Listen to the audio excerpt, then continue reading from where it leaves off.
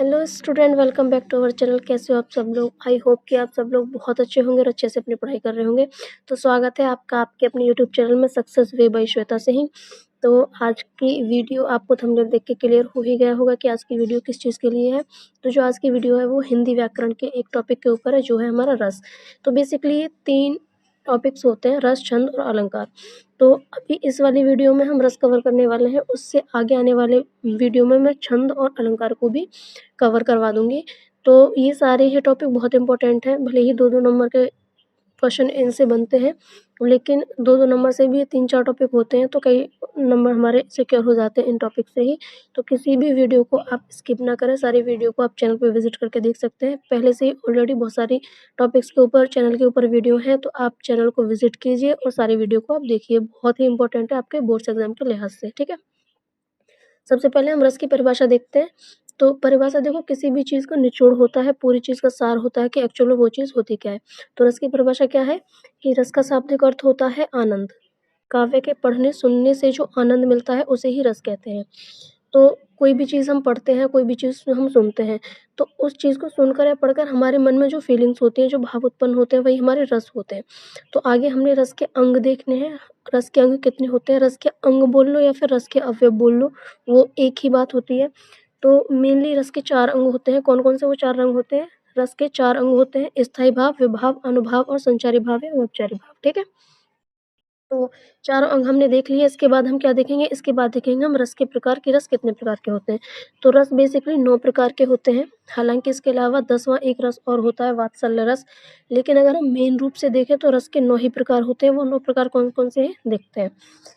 तो नंबर 1 होता है हमारा श्रृंगार रस, नंबर 2 होता है हमारा वीर रस, नंबर 3 होता है हमारा करुण रस, नंबर 4 होता है हास्य रस और नंबर 5 होता है हमारा रौद्र रस। उसके बाद नंबर 6 पे होता है हमारा भयानक रस, नंबर 7 पे होता है विभत्स रस, नंबर 8 पे होता है अद्भुत रस और नंबर 9 पे है हमारा शांत रस। तो मेनली यही 9 प्रकार हैं रस के। इसके अलावा मैंने ऑलरेडी आपको बता दिया गया है कि एक और होता है वात्सल्य रस, लेकिन अगर मेन रूप में पूछे तो हमारे ये 9 ही प्रकार होते हैं। तो स्टूडेंट, अब तक हमने सारे रसों के नाम जान लिए हैं। अब आगे हम इनको डिटेल में एक्सप्लेन करने वाले हैं। तो सबसे पहला श्रृंगार रस है। तो श्रृंगार रस की परिभाषा क्या है? श्रृंगार का संबंध स्त्री पुरुष की रति से है। इससे रसों का राजा रसराज कहा जाता है। इसके 2 भेद होते हैं, नंबर 1 संयोग श्रृंगार, नंबर 2 वियोग श्रृंगार, ठीक है? तो जो श्रृंगार रस का रसों का राजा भी कहा जाता है, रसराज भी इसी को कहते हैं हम, ठीक है?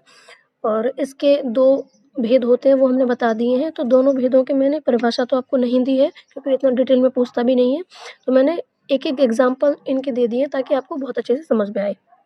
संयोग श्रृंगार का एग्जाम्पल क्या है कि एक जंगल है तेरी आंखों में, मैं जहाँ राह भूल जाता हूँ, तू किसी रेल से ही गुजरती है, मैं किसी पुल सा थर्राता हूँ। ये संयोग श्रृंगार का उदाहरण हो गया। वियोग श्रृंगार रस का उदाहरण कौन सा है कि निस दिन बरसत नैन हमारे, सदा रहत पावस ऋतु हमते, जब ते श्याम से धारे। ये गोपियाँ कह रही हैं जब भगवान श्री कृष्ण उनसे दूर गए कि दिन रात हमारे नैन बरसते रहते हैं भगवान की याद में। तो ये वियोग श्रृंगार रस का उदाहरण हो गया। आगे हम बढ़ते हैं। नंबर 2 पे हमारा कौन सा रस आता है? नंबर 2 पे आता है हमारा वीर रस। वीर रस की परिभाषा और उदाहरण हम देख लेते हैं। वीर रस की परिभाषा क्या है कि वीर रस का स्थायी भाव उत्साह होता है। किसी काव्य या रचना को पढ़कर वीरता या उत्साह जैसे स्थायी भाव की उत्पत्ति हो, उसे ही वीर रस कहते हैं। कि जब भी हम कोई कविता पढ़ते हैं या कोई काव्य पढ़ते हैं, तो उसे पढ़कर हमारे मन में अगर वीरता के भाव जागृत होते हैं या फिर किसी उत्साह के भाव जागृत होते हैं, तो वो कौन सा रस होता है? वो हमारा वीर रस होता है। इसके उदाहरण क्या है कि रण में हाहाकार मचो तब राणा की निकली तलवार, मौत बरस रही रणभूमि में, राणा जले हृदय अगार। तो ये वीर रस का उदाहरण हो गया। आई थिंक कि आपको यहाँ तक क्लियर हो गया होगा। आगे हम नंबर 3 पे बढ़ते हैं। नंबर 3 हमारा कौन सा है? नंबर 3 है हमारा करुण रस। तो करुण रस हमारा परिभाषा क्या है कि किसी प्रिय व्यक्ति या प्रिय वस्तु के बिछड़ जाने या अनिष्ट होने की शंका से या विनाश से उत्पन्न होने वाला दुःख की स्थिति को करुण रस कहते हैं। कि जब कोई भी हमारा प्रिय व्यक्ति हमसे बिछड़ता है या फिर प्रिय वस्तु हमसे दूर जाती है, तो उसके दूर जाने पर जो हमारे मन में भाव उत्पन्न होते हैं, वो भाव कौन से होते हैं? वो भाव करुण रस के भाव होते हैं। तो करुण रस का उदाहरण देख लेते हैं कि जब और की पीड़ा से रोकर फिर कुछ सोच समझ चुप होकर विरही अपने हाथों से अपने आंसू पोंछ हटाता त्राहि त्राहि को उठता जीवन। तो ये वीर रस का हमारा ये करुण रस का हमारा उदाहरण हो गया। आगे हम बढ़ते हैं फोर्थ पे। फोर्थ हमारा कौन सा रस है? फोर्थ है हमारा हास्य रस।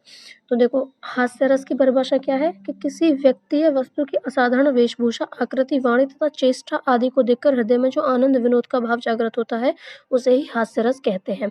परिभाषा हमारी हो गई है। इसके बाद हम इसका उदाहरण देखते हैं। उदाहरण क्या है कि हाथी जैसी देह है, गैंडे जैसी खाल, तरबूज जैसी खोपड़ी, खरबूजे से गाल।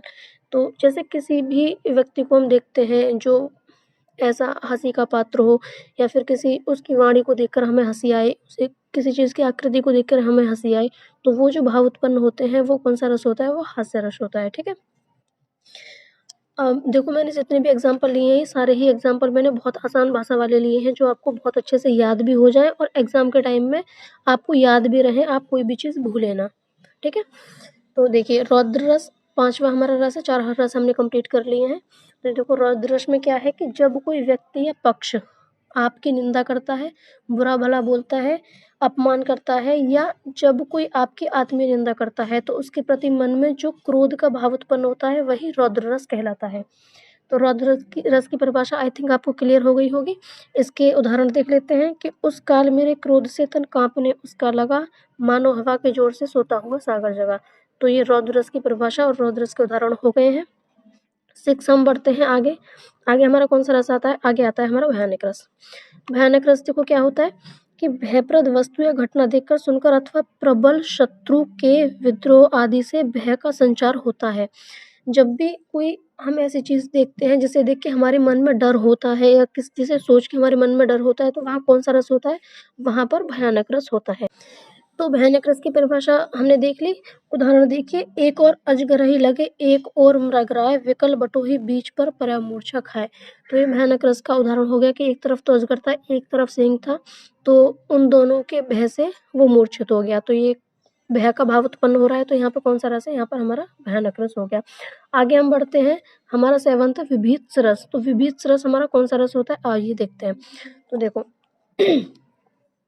विभीत्स रस हमारा होता है कि घृणित वस्तुओं या घृणित व्यक्ति को देखकर या उनके संबंध में विचार करके मन में जो उत्पन्न होने वाली घृणा या घृणाली को ही हम विभीत रस कहते हैं।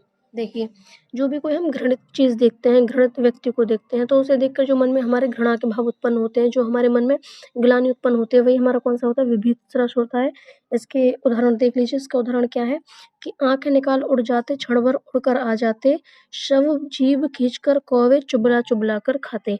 तो ये सेंटेंस देख के ही आपको घृणा मन में फील हो रही होगी। तो ये जो भाव उत्पन्न हो रहे हैं इस समय, ये कौन से भाव है? विभीत रस के भाव है। नेक्स्ट हम देखते हैं।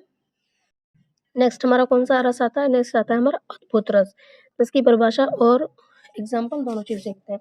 अद्भुत रस कौन सा रस होता है कि जब किसी जीव के मन में विचित्र अथवा आश्चर्यजनक वस्तुओं को देखकर जो विस्मय आदि का भाव उत्पन्न होता है, उसे अद्भुत रस कहा जाता है। कि जब भी हम कोई भी चीज़ ऐसी देखते हैं जिसे देख के हमारे मन में आश्चर्य हो, शॉक्ड हो जाए हम उस चीज़ को देख के, तो वो कौन सा रस होता है? वो हमारा अद्भुत रस होता है। इसका उदाहरण देखिए कि देख यशोदा शिशु के मुख में सकल विश्व की माया, क्षण भर में बनी अचेतन हिल न सकी कोमल काया। तो जब माँ यशोदा ने भगवान श्री कृष्ण के मुंह में पूरा ब्रह्मांड देखा था, तो उस समय उन्हें आश्चर्य हुआ था, और जो उनके मन में उस समय के भाव थे, वो कौन से भाव थे? वो अद्भुत रस के भाव थे। आई थिंक कि 8 रस यहाँ तक आपको क्लियर हो गए होंगे। स्टूडेंट, ये हमारा 9th रस, शांत रस। हम तक 8 रस हम कंप्लीट कर चुके हैं। आई थिंक सब चीज़ आपके दिमाग में बहुत अच्छे से क्लियर होगी। तो इसकी परिभाषा देख लेते हैं हम कि जब मनुष्य मोह माया को त्याग कर सांसारिक कार्यों से मुक्त हो जाता है और वैराग्य धारण कर परमात्मा के वास्तविक रूप का ज्ञान पाता है, तो मनुष्य के मन को जो शांति मिलती है उसे शांत रस कहते हैं। जब बोलते हैं ना कि संसारिक मोह माया से दूर हो जाना, तो उसके बाद जो ईश्वर की प्राप्ति होती है, जो ज्ञान की प्राप्ति होती है, उससे इंसान के मन को जो शांति मिलती है उसी को हम शांत रस बोलते हैं। इसका उदाहरण देखिए कि जब मैं था तब हरि नहीं, अब हरि है मैं नाही, समय अंधेरा मिट गया जब दीपक देखा माही। तो शांत रस का ये उदाहरण है। तो आई थिंक कि आपको सारे के सारे रस बहुत अच्छे से क्लियर हो गए होंगे। और अगर आपको वीडियो अच्छी लगी हो तो वीडियो को लाइक करें, चैनल को सब्सक्राइब करें, बेल आइकन को प्रेस कर दें, ऑल के आइकन पे आप क्लिक करें ताकि आपको सारी आगे आने वाली सारी वीडियो आपको बहुत मिलती रहें आसानी से। और अपने दोस्तों के साथ भी वीडियो को शेयर करें। और देखिए आप चैनल पे प्यार नहीं दे रहे हैं तो चैनल को प्यार देते रहिए। तो चलो यही था आज की वीडियो में। और अगर आपको किसी और भी टॉपिक के ऊपर वीडियो चाहिए तो आप कमेंट बॉक्स में नीचे लिख सकते हैं। मैं आगे आने वाली वीडियो में उस टॉपिक को आपके कवर अप ज़रूर करूँगी। तो अपना प्यार चैनल पे बनाए रखिए। Thank you, bye bye, love you all.